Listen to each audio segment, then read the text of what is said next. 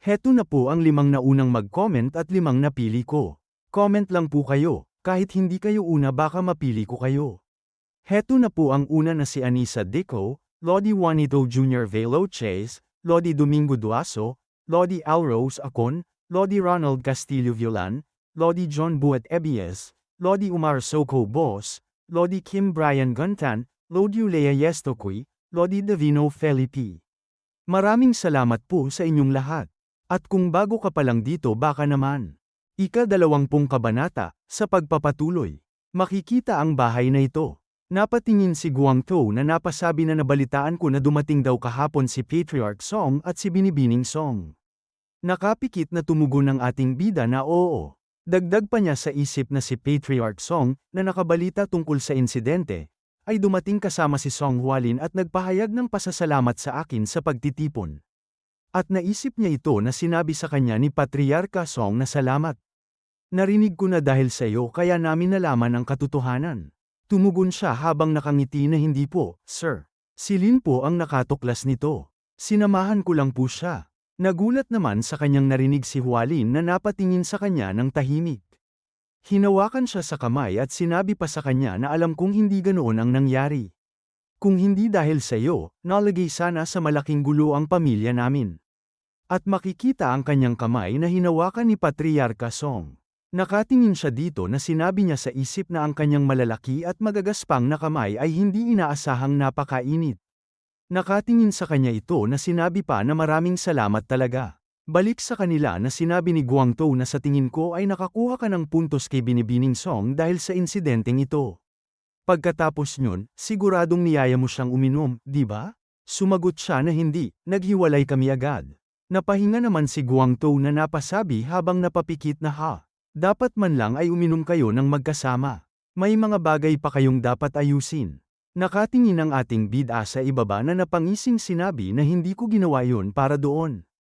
Tumingin sa kanya ang ating bida at sinabi na bueno, mag-spar tayo ngayong araw. Nagtataka naman si Guangtou sa kanyang narinig. At napasabi na bakit biglaan. May gumagambala ba sa iyo nitong mga nakaraang araw? Kung ganoon, magpalipas ka na lang ng oras kasama si Binibining Song. Nakapikit na sinabi naman sa kanya ng ating bida na itigil mo ang kalokohan mo, at kunin mo ang iyong talam. Napasabi naman ng pautalutal si Guangtou na po, mag-e-ensayo tayo gamit ang totoong mga talam. Napangiti ang ating bida at sinabi na kung ganoon, dapat ba tayong mag-ensayo gamit ang kahoy na talam? Napangiwi ng mukha si Guangtou at sinabi na hindi ba't dapat lang yon? Muling sinabi sa kanya ng ating bida na ayos lang din yon, kung hindi ka naman kailanman bubunot ng espada sa labas ng pader na yan. May gulat na bakas sa mukha ni Guangtou sa kanyang narinig, at bigla siyang napayuko. Tahimik at tila nag-iisip. Ilang sandali ang lumipas bago siya huminga ng malalim at saka nagsalita ng malakas at malinaw, kukunin ko na po ang talam. At ilang sandali pa, makikita na silang dalawa sa gitna ng maluwang na bakuran, magkaharap at tahimik, habang ang hangin ay banayad na dumadaloy sa paligid. Nanginginig ang kamay ni Guangtou habang mahigpit niyang hawak ang espada na kanyang itinutok. Seryosong nakatingin naman sa kanya ang ating bida, ang mga matay kalmado ngunit puno ng bigat at awtoridad. Hindi siya gumagalaw o nagsasalita, ngunit ang kanyang presensya pa lamang ay sapat na upang lalong maramdaman ni Guangtou ang tensyon, na para bang sinusukat niya ang loob at paninindigan nito sa bawat segundo. Sinabi naman ni Guangtou sa kanya, ang tinig ay bahagyang nanginginig ngunit pilit pinatatatag, na ngayong gagawin na natin ito ng totoo, kahit na natatakot ako. Binunot ng ating bida ang espada na sinabi niya na syempre dapat kang matakot. Ang pagbunot ng talam at pagturo nito sa ibang tao ay isang nakakatakot na bagay. Dagdag pa niya na gayon paman. Hindi ka dapat sumuko dahil lang natatakot ka. Napalaki naman ang mga mata ni Guangtou sa kanyang narinig, ang pagkabigla ay agad na mababasa sa kanyang mukha. Habang winawasiwas ng ating bida ang kanyang espada sa hangin sinabi niya sa isip na hindi ko alam kung paano ito tatanggapin ni Guangtou, pero bawat salita ay naglalaman ng aking pag-unawa tungkol sa martial arts. Sinabi naman sa kanya ni Guangtou na, natatakot po ako dahil baka aksidente ko kayong masaktan, batang Panginoon. Mababa at may halong pag-aalala ang tinig. Ang kanyang mga mata ay puno ng kaba at paggalang, Malinaw na ipinapakita na ang takot niya ay hindi para sa sarili lamang, kundi dahil sa pag-aalinlangang baka sa isang iglap ay makagawa siya ng hindi na mababawi. Napapikit na lang ang ating bida habang bahagyang nakangiti, tila ba may halo ng pangunawa at kaaya-ayang pagtanggap sa sinabi ni Guangzhou. At pagkatapos ay sinabi ng ating bida sa kanya, mahinahon ngunit may bigat ang tinig, huwag kang mag-alala, at sugurin mo ako na parang ako ang tunay mong kaaway.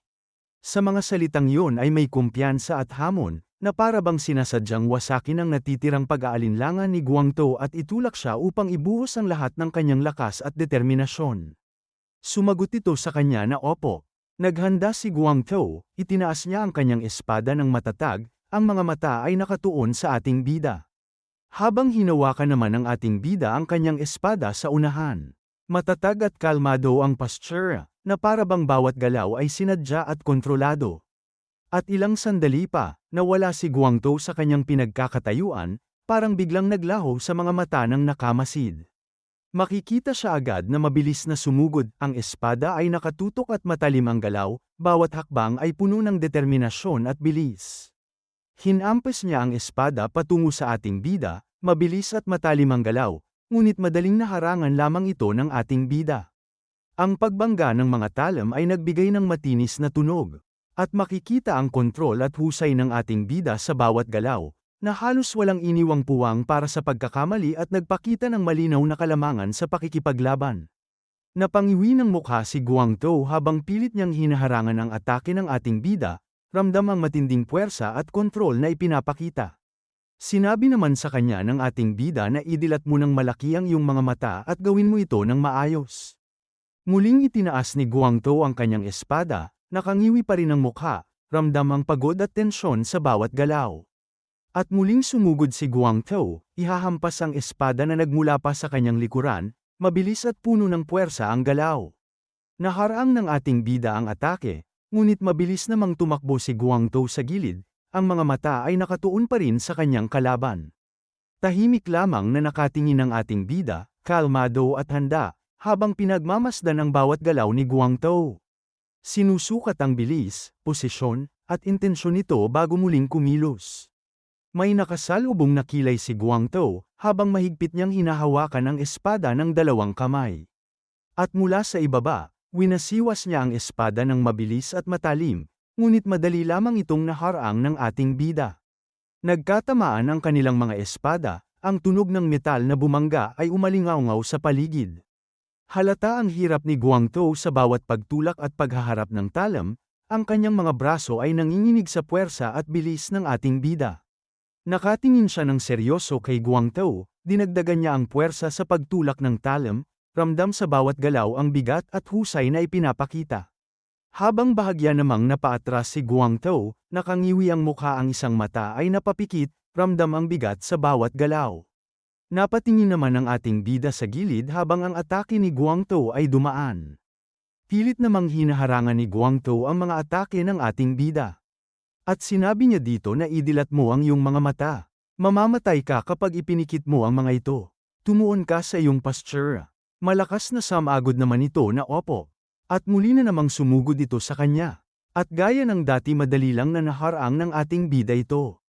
Muli na naman siyang gumilid ng mabilis na winasiwas ang espada na muli na namang naharang ng ating bida ito. Dinagdagan ng puwersa ng ating bida ang pag-atake na makikita na napa-atres ang kanyang katawan. Makikita ang mukha ni Guangzhou na napapikit habang ang mga ngipin ay napakagat ng madiin. Nakatingin ng seryoso ang ating bida sa kanya, at sa sandaling iyon ay biglang lumiwanag ang kanyang mga mata, kasabay ng pagkinang ng kanyang espada. Ang liwanag ay tila may dalang matinding presyon. Kitang-kita sa mukha ni Guangzhou ang matinding pagkabigla. Biglang napalaki ang kanyang mga mata habang napapatigil ang kanyang katawan sa isang iglap. Isang malakas na pagtusok ng espada ang makikita, kasabay ng matinis na tunog ng hangin na tila napunit sa lakas ng galaw. Sa mismong sandaling yun, ang mga usok at alikabok sa paligid ay nagtakbuhan sa gilid, para bang tinaboy ng matinding pressure na nilikha ng atake. Napapikit na lang si Guangzhou habang dumaraan sa kanyang mukha ang malakas na hangin mula sa atake ng ating bida. At sa sandaling tatama na sana ang espada ng ating bida, agad itong tumigil, eksaktong-eksakto sa harap lamang ni Guangtou. Makikita si Guangtou na basang-basa ng pawis, mabigat ang paghinga, at nakatitig ng hindi makapaniwala sa dulo ng espada na nasa mismong harapan niya. Ang kanyang mga mata ay nanginginig sa takot at pagkamangha. At pagkatapos sinabi niya dito na tandaan mo ito. Ganito ang pakiramdam ng tunay na pakikipaglaban. Nanginginig ang boses ni Guangtou na nakatingin pa din sa dulo ng espada na sumagot na Opo Young Master. Winasiwas ng ating bida ang kanyang espada sa hangin habang agad na napaupo sa gulat si Guangtou. Umupo sa tabi niya ang ating bida habang may malalim na paghinga si Guangtou na may nanlalaki pa ding mata sa gulat. Makikita silang nakaupo na sinabi ng ating bida na Guangtou. Sumagot ito na Opo. Nakapikit na tinanong niya na kung natatakot ka, maaari mo nang itigil ang pag-aaral. Hindi kailangang pilitin. Napatahimik naman si Guangtou na nakatingin sa ibaba. Na pinagmamasdan niya ang kanyang espada. Napatingin naman siya nang sabihin nito na Batang Panginoon, gusto ko pong matuto hanggang sa dulo. Dagdag pa niya habang nakatingin sa espada na gusto ko pong nag-aaral ng martial arts. Napangiti siya na sinabi pa na bagaman talagang natakot ako kanina. Sinabi ng ating bida sa kanya habang nakangiti na kung ganoon ay ituloy mo hanggang sa huli. Napatingin sa kanya si Guangtou na sinabi sa kanya na Opo, gagawin ko po. Batang Panginoon, huwag niyo po akong susukuan. Sumagot ang ating bida na depende yan sa performance mo. Bigla namang pam-attack ang ulan. Napasalo ng kamay si Guangtou habang nakatingalang sinabi na ulan ng tagsibol. Nakatinagal ang ating bida na sinabi pa ni Guangtou na mukhang darating na talaga ang tagsibol. Masayang sinabi naman niya na oo, dumating na ang tagsibol. At naalala niya ito na sinabi niya sa isip habang nakatingin kay Baekpyo na wala akong naramdaman noong makita ko ang unang nyebe. Pero itong ulan ng tagsibol ay nagpapanabik sa akin. Inaabangan ko ito. Curious ako sa kung anong mangyayari sa hinaharap. At pagkatapos makikita ang kanyang bahay. At lumipas ang ilang araw. Malakas na sumisigaw si Guangtou na pumasok sa kanyang silid na sinasabi na Batang Panginoon. Dagdag pa niya habang nakatingin ang ating bida sa harap ng bintana na naglabas na sila ng anunsyo tungkol sa bagong pinuno ng alyansa. Malingkat na sinabi naman niya sa isip na sa huli. Nangyari rin ito. At pagkatapos tinanong niya na sino siya. Sumagot si Guangtou na ang master ng Heavenly Blade Sect ang naging bagong pinuno. Nagulat si na napalaki ng mata na napatingin. At sinabi na ano, at naiisip ito na sinabi pa niya sa isip na ang master ng Heavenly Blade Sect na si Ma Fengji. Si Ma Fengji ay ang parehong pinuno ng Heavenly Blade Sect na nagpanggap bilang si Ma Yingchong noon. Dagdag pa niya na hindi lang siya may magulong relasyon sa mga babae, siya mismo ay isang kalat. Hindi lang siya gaaman sa pera, kundi pati na rin sa kapangyarihan, at ang kanyang pagkatao ay mapanira at malupit. Makikita siya bilang ang alliance leader na sinabi pa sa isip na sa totoo lang. Hindi ko kailanman naisip si Ma Fengji bilang bagong pinuno. Dagdag pa niya na ang isang taong tulad niya ay naging pinuno ng Meriam Alliance pagkatapos ko. May seryoso siyang mga tingin na sinabi pa na baka mali ang narinig mo. Agad na sumagot si Guangtou na hindi. Pinag-uusapan ito ng mga tao kahit saan ka pumunta. Muling napasabi ang ating bida sa kanyang isip na walang paraan na pipiliin ni Gal Zariang si Ma Fengji. Naiisip pa niya si Gal Zariang na sinabi sa isip na wala ring paraan na hindi niya napigilan ang pagkakapili kay Ma Fengji. Napatikom siya ng kamao ng mahigpit na sinabi pa sa isip na may mali. Na makikita na matalim siyang tumingin. At dito na po nagtatapos ang 20 kabanata.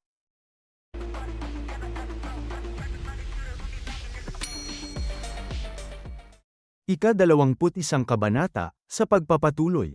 Makikita ang lungsod ng Wuhan, abala at buhay na buhay, habang ang mga tao ay naglalakad sa mga lansangan na tila walang kam-alay-malay sa mga lihim at labanang nagaganap sa likod ng mga pader. Mula sa loob ng isang inn, makikita ang ating bida na tahimik na nagtsatsaa sa may bintana.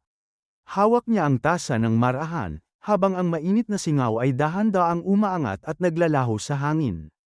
At makikita ang kanyang mga mata na mariin na nakatingin sa ibaba. Ang titig ay malalim at puno ng pag-iisip. Mula sa kanyang harapan, 2 lalaki ang nag-uusap na sinabi ng isa na narinig mo ba na ang bagong pinuno ng alyansa, si Sir Ma, ay napatay ang isa sa mga pinuno ng Dark Path 13 Syndicate, ang pinuno ng Dark Shadow Palace. Nakapikit na tumugon ng isa na narinig ko. Sinabi rin nila na ang dating pinuno ng alyansa ang kumuha ng kredito para doon. Muling makikita ang mukha ng ating bida na may matamlay na tingin, ang mga mata ay bahagyang mabigat at puno ng pagod. Sa likod ng katahimikan ay naroon ang mga iniwang alaala at pasyang hindi pa tuluyang nabibigyan ng sagot, na nagbibigay sa kanyang anyo ng lungkot at lalim, na para bang kahit sandali ng kapahingahan ay hindi sapat upang ganap na mapawi ang bigat na kanyang dinadala. Nakakrus ang kamay sa katawan ng lalaki na sinabi pa nito na nakupo. Kung ganoon, hindi lahat ng pagpatay ay ginawa ni Tian Hijin. Sumagot ang kaharap nito na bakit ba niya ginawa ang lahat ng iyon gayong nasa kanya na ang lahat bilang pinuno ng alyansa. Napasabi naman sa isip ang ating bida nang marinig iyon na hindi ito ang unang pagkakataon na narinig ko yan. Seryosong sinabi pa niya sa isip na mula nang dumating dito sa Wuhan, ang mga chismis na pumupuri kay Ma Fengji ay kumakalat na kahit saan. At ang mas masahol pa, may kasamang mga kasinungalingan. At naalala ito na sinabi pa niya sa isip na naaalala ko pa rin yun. Ang araw na dumaan ako sa matinding paghihirap para mapatay ang pinuno ng Dark Shadow Palace, at ang huling pagdating ni Ma Fengji, na lumitaw lamang matapos niyang asikasuhin ang ilang mga natitirang kalaban.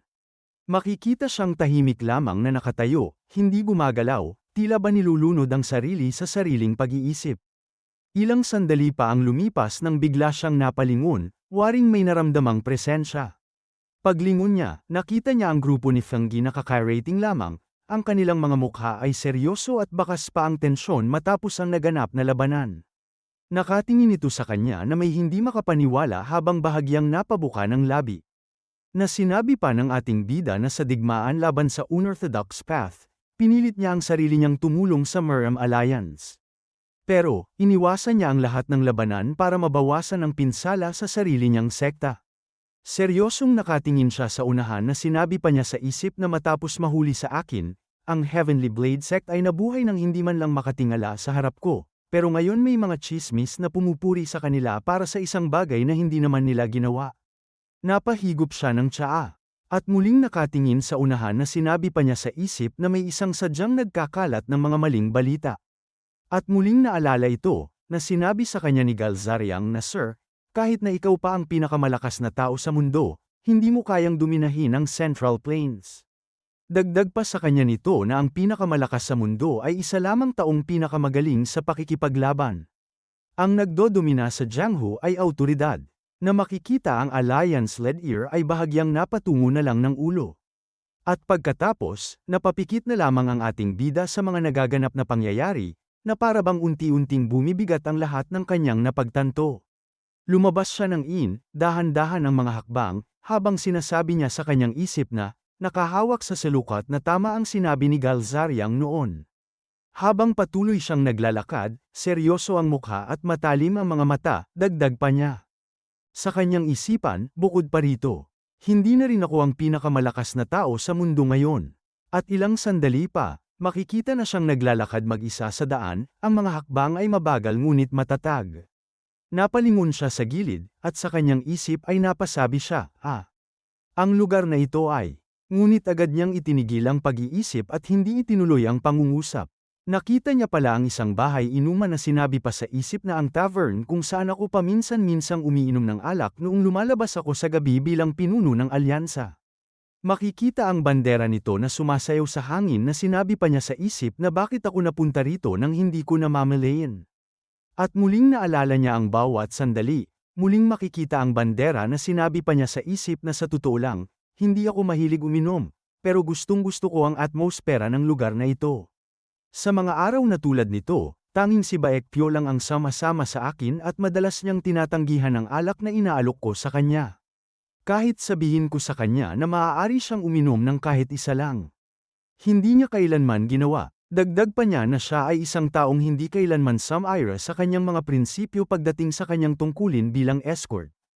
Napahinga siya ng malalim habang nakapikit. Habang nakatingin naman sa kanya si Baekpyo ng seryoso ng tahimik. Na sinabi pa niya na ganoong katapat ang kanyang katapatan. Nakatingin pa din siya sa tavern na sinabi pa sa isip na hihinto ba muna ako sandali. At ilang sandali pa ay pumasok siya sa pintuan na agad na sinalubong siya ng pagbati na maligayang pagdating. Napalaki ng mata ang ating bida sa kanyang nakita sa looban ng tavern. Isang tao pala ang kanyang nakita, na kanina lang ay naiisip niya na napasabi siya sa isip na bakit naandito si Baekpyo. Habang natutulala pa rin siya sa pagkagulat sa pagkakita kay Baekpyo, napasabi siya sa kanyang isip, na ang may-ari ba ay nagbago na? Ramdam ang halo ng pagtataka at hindi paniniwala, habang unti-unti niyang pinipilit unawain ang nakita, ang pagbabagong iyon, at ang bigat ng implikasyon nito sa mga pangyayari sa paligid niya. Nakangiting tumugon sa kanya si Baekpyo na tama yan. Kakakuha ko lang nito kamakailan, at ngayong araw lang kami nagbukas. May hindi pa rin makapaniwalang mukha ang ating bida sa kanyang nakikita na sinabi pa ni Baekpyo na ikaw ang una kong customer.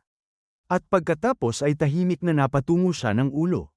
Habang nagtatakang nakatingin naman sa kanya si Baekpyo at sinabi na pakiusap.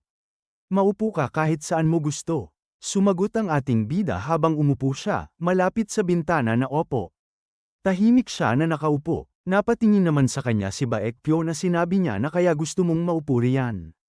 Iyan ang paborito kong pwesto. Habang tinatanggal ng ating bida ang salukat na kangiting sinabi niya na may dahilan ba kung bakit espesyal sa iyo ang lugar na ito. Ibinaba niya ang baso ng alak sa lamesa.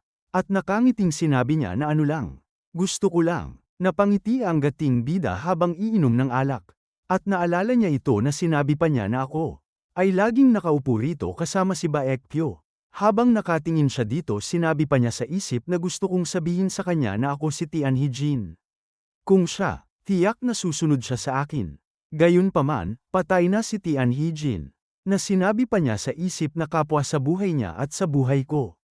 May malungkot siyang tingin na sinabi pa niya sa isip na ako na ngayon si Bilidoan. Nang biglang napalaki siya ng mata nang may nagsalita na napaka-komportable at napakagandang lugar. Napatingin siya na may gulat sa mukha na may pagtataka. At nang makita niya ito agad na napatanong siya sa isip na bakit naandito si Galzariang. Agad namang sinabi ni Baekpyo na Sir Advisor, maligayang pagdating. Tumugon ito sa kanya na ang isiping nakakuha ka ng ganitong tindahan. Masayang tumugon sa kanya si Baekpyo na swerte lang ko, sapagkat ang may-ari ng pwesto ay kailangang magsara, at bumalik sa kanyang bayan. Nakatingin sa gilid si Galzariang na tumugon na ganun ba? At pagkatapos ay napatingin ito sa kanya ng tahimik. At sinabi niya habang naglakad papunta sa pintuan na tera muna sa labas para lumanghap ng sariwang hangin. Agad na tumugon sa kanya si Baekpyo na opo. At mula sa labas makikita ang dalawa na nag-uusap. Na pinagmamasdan naman sila ng ating bida mula sa bintana. Sinabi sa kanya ni Galzariang na ang taong yon ay pumupunta rito noon, di ba? Nakangiting sumagot sa kanya si Baekpyo na kaya pala alam mo. Muling makikita silang dalawa sa malayo na sinabi pa ni Baekpyo na ilang beses niyang sinabi sa akin kung gaano kaganda ang atmosfera rito. Niyaya pa niya akong sumama sa kanya kapag may oras na ako. Tumugon si Galzariang na pero bakit ba ako naging masyadong abala? Nagtataka ako, hinawakan ng ating bida ang baso. Seryoso ang kanyang tingin na sinabi sa isip na nagsisisi rin ako. Dagdag pa niya bilang ang alliance leader na mas maganda sana kung nabuhay ako ng mas casual kasama sina Galzariang at Baekpyo. Muling sinabi ni Galzariang na may balak ka pa bang manatili sa Muram Alliance. Malungkot na tumugon ito sa kanya na pasensya na po. Sa tingin ko ang bagong pinuno ay hindi karapat-dapat protektahan. Napapikit si Galzariang ba sinabi niya na hindi. Ako dapat ang nagsasabi niyan. Napasabi naman si Baekpyo na nagawa mo na ang lahat ng iyong makakaya, sir. Dahil nagtaksil na ang Bright Moon Group at Iron Horse Group, wala na tayong magagawa para pigilan sila. Nagulat naman ang ating bida sa kanyang narinig na napasabi siya sa isip na ang Bright Moon Group at ang Iron Horse Group ay nagtaksil sa amin. Napahawak siya ng mahigpit sa baso na may nakasalubong na kilay na sinabi pa niya sa isip na kung hindi ito sinabi ni Baekpyo. Iisipin kong kalokohan lang ito. At naiisip niya ito na sinabi pa niya na sino ang mag-aakala na ang dalawang iyon ay magtataksil sa amin. Habang nakatalikod naman ang dalawa sinabi ni Galzariang na sa madaling salita. Hindi ito pagtataksil, dahil nanatili silang tapat kay Sir Alliance Leader hanggat buhay pa siya. Napangiwi ng labi ang ating bida na seryoso ang tingin na sinabi pa niya sa isip na anong hindi. Pagtataksil yun, malinaw na pagtataksil na tinalikuran nila ang aking mga mahal na tauhan dahil lang sa namatay ako. Dapat ay tinulungan nila si Gal Seriang. Dagdag pa niya habang naiisip ito na sa partikular, hindi nila dapat kailanman itinalaga ang isang bastos na tulad ni Ma Fengji bilang pinuno. Napatingin si Baekpyo kay Gal Zariang na sinabi niya na ano ang gagawin mo mula ngayon. Sir, tumugon nito na ang mga taong yon ay malamang na umaasa na mawawala ako, pero plano kong magtiis pa ng kaunti. Muling tinanong ni Baekpyo na magiging maayos kaya yon?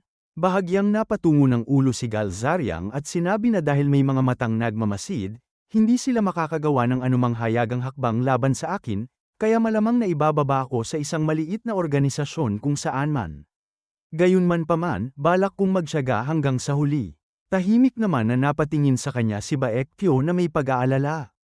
At bahagyang napangiti siya na sinabi pa na baka pangahas ang pagsasabi ko nito, pero bakit hindi ka nalang umalis sa Merm Alliance? Sumagot ito sa kanya na dahil ito ang kanyang tahanan. Napalaki naman ng mata ang ating bida nang marinig niya yon. At dito na po nagtatapos ang ika-21 kabanata.